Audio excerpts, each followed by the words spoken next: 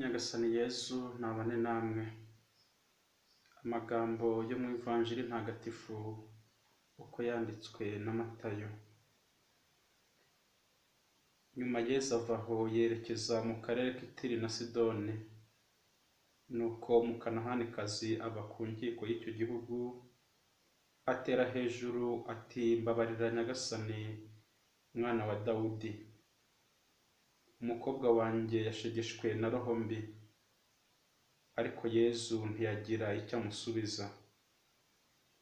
Nuko abigishwa baramwegera baramubwira bati, "Mwirukane kuko adusakuza inyuma."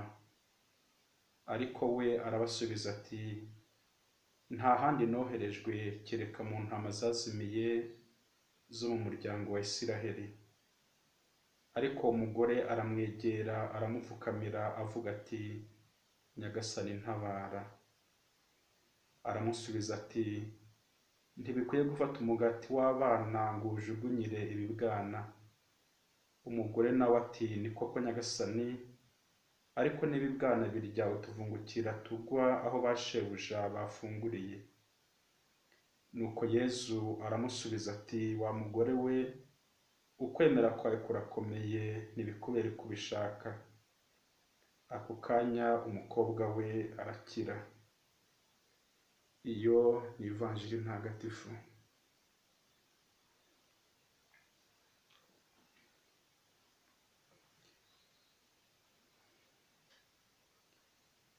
Umunsi umwe mu ngoro yawe uruta kure iminsi 1000. Aya ni amagambo ya Zaburi ya 43 umurongo wa 11. Mu isomo twazirikanye isomo rya mbere ryo mu gitabo cy'umuhanuzi Izayi, umutwe wa 56 umurongo wa mbere, uwa 6 n'uwa 7. Twabonye ibyo Uhoraho avuga agira ati, "Muharanire ubutungane, mukurikize ubutabera, kuko umukiro wanjye wegereje n'ubuntu bwanjye bukaba bugiye kwigaragaza." Umuhanuzi Izayi yakomeje atangaza amagambo y'Imana agira ati, "Ingoro yanjye izitwa ingoro gusengerwamo n'amahanga yose." Iyi ngoro izanasengerwamo n'abanyamahanga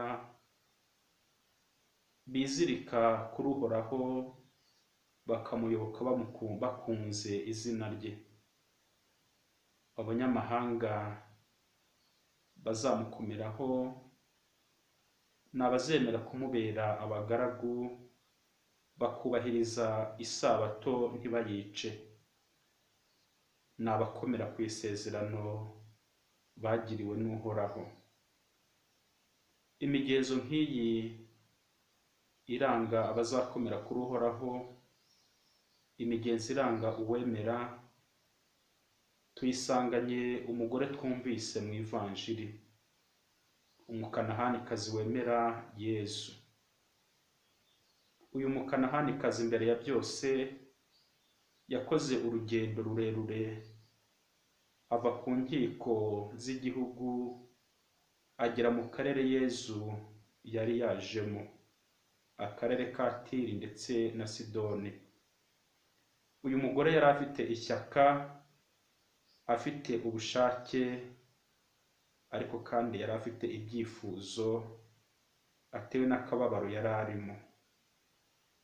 Icya kabiri ni uko ako kababaro atakihererana, ahubwo aranatabaza agira ati, "Mbabarira Nyagasani, mwana wa Dawudi. Umukobwa wanjye yashegeshwe na roho mbi." Bavandimwe, uyu mugore afite ukwemera gukomeye. Niyo mpamvu amaze gutabaza Yesu, cyane ko ari umunyamahanga, Yesu yakoze nk'aho ntacyo yumvise, yewe n'abigishwa be bamusaba kumwirukana kuko ngo yabazakuzaga inyuma. Yezu ati nta handi noherejwe kereka mu ntama zazimiye za Isiraheli. Bavandimwe, inkuru nziza izagera ku banyamahanga nyuma. Umugore ariko nubwo Yezu amubwira ko yoherejwe ku Bayisiraheli, ntabwo amuvirira, ahubwo arahatiriza, aramwegera, amupfukamire, avuga ati Nyagasani ntabara. Bavandimwe, iyo bikomeye turatabaza, ariko rimwe na rimwe hari igihe tutamenya uwo dutabaza. Yezu ni umutabazi.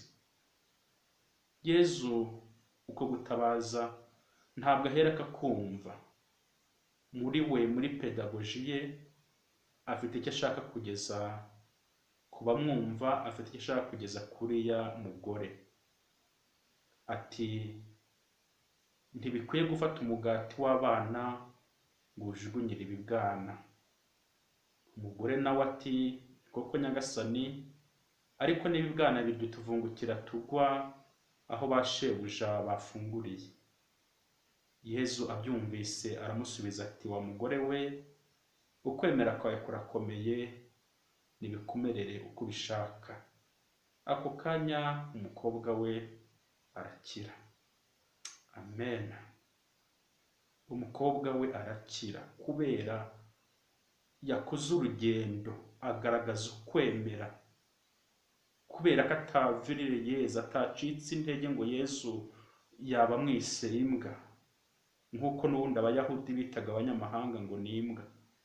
Ariko burya n'imbwa igira agaciro. N'ibibwana bidutuvungukira twaguye aho ba shebuja bafunguriye. Bavandimwe, Yesu yatangiye guhindura mbere na mbere Isiraheli, Abayahudi, abanyamahanga bo bagombaga guhamagarwa kwakira ukwemera nyuma, cyane cyane bikozwe n'intumwa za Yezu. Yezu rero mu gukiza umukobwa w'uyu mugore utari umuyahudikazi, yakoze ikintu atari yateguye, maze amenyesha cyo mu marenga ibizaba nyuma y'izuka rye, intumwa zizamamaza inkuru nziza mu banyamahanga, cyane cyane Abagereki batari Abayahudi. Ndetse iyo nkuru nziza ikaza kugera no mu bihugu byinshi by'isi, isi yose, impera z'isi, na hano iwacu mu Rwanda. Nibyo rero Pawulo yavuze mu isomo rya kabiri agira ati mwebwe abanyamahanga dore icyo mbabwira.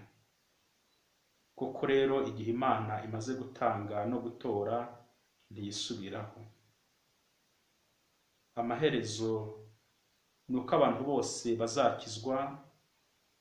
Imana yateguye buri gihe gutanga imbabazi, ariko imbabazi zigahabwa abazi gutakamba bagaca bugufi bakazisaba. Umuririmbyi Bahimba Bajyaga he wakoraga kuri Radio Mariya niwe ufite indirimbo igira iti twaracumuye tubabaza Imana Nyagasani, turavuga ngo ntawe utubona turacumura.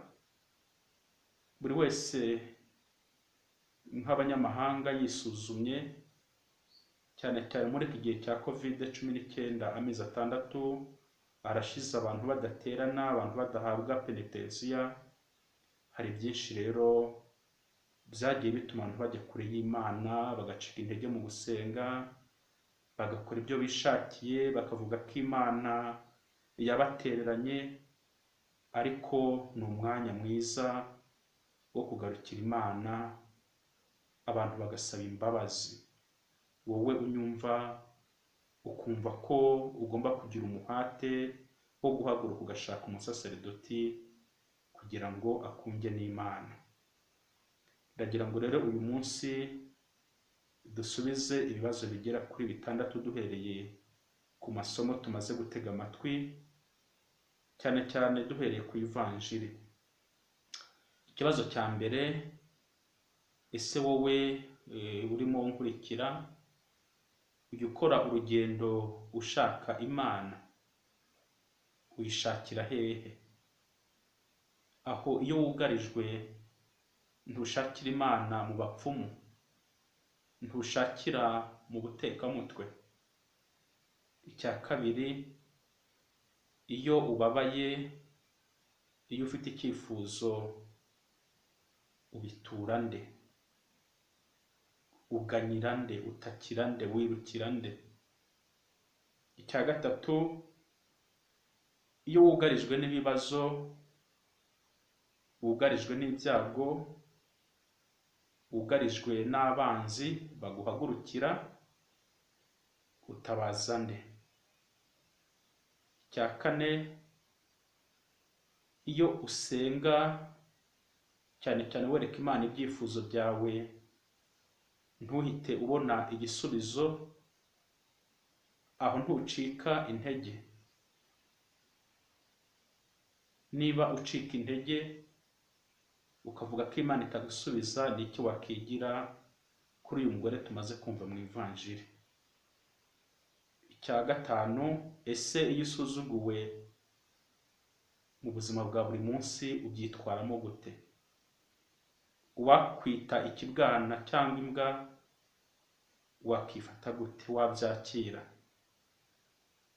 Nk'uko abahanga bitubwira cyangwa tubibona mu buzima bwa buri munsi, mu matungo yose aba mu rugo nta tungo rirusha imbwa kuba fidele, kudatezuka.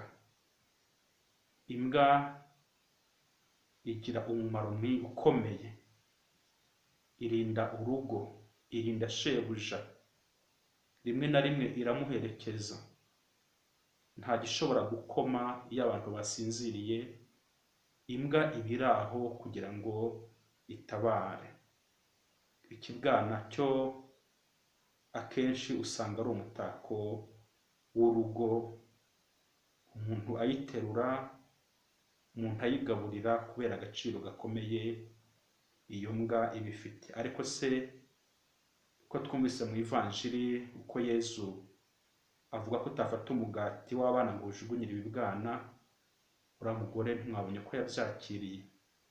Ntabwo bimubabaza, ahubwo arakomeza agahatiriza ati n'utaba imbwa yaba akabwana, kuko nako gafite agaciro, ntabara. Icya gatandatu aricyo cya nyuma, wibaze uhagaze he mu kwemera. Aho ntabwo ukiri umunyamahanga kandi warabatijwe. Ese koko uremera bitari ukubeshya by'ukuri? Niba wemera Yesu, niba wemera Imana Data, ukemera Roho Mutagatifu, ukemera inyigisho za Kiliziya, nukurikiza amategeko y'Imana, uzagira umugisha wo kubana nayo ubuziraherezo. Umubyeyi Bikira Mariya twizihije ku munsi w'ejo, ijyanwa mu ijuru rye, tumusabe adusabire kuri iki cyumweru cya 20 mu byumweru bisanzwe, kugira ngo natwe tuzamusange ahari turangwa no kwemera, nk'uko nawe yaranzwe no kwemera gukomeye, akavuga ati ndi umuja wa Nyagasani, byose bimbeho nk'uko ubivuze. Bikira Mariya Nyirimpuhwe, wibuke ko ntabigeze kumva ko washimije inyuma uwaje aguhungiraho, agutakambira ngo umurengere umusabire.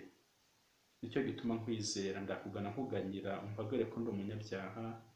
Mubyeyi w'Umukiza, ntiwirengaze ibyo nkubwira, ubyumva ubyiteho.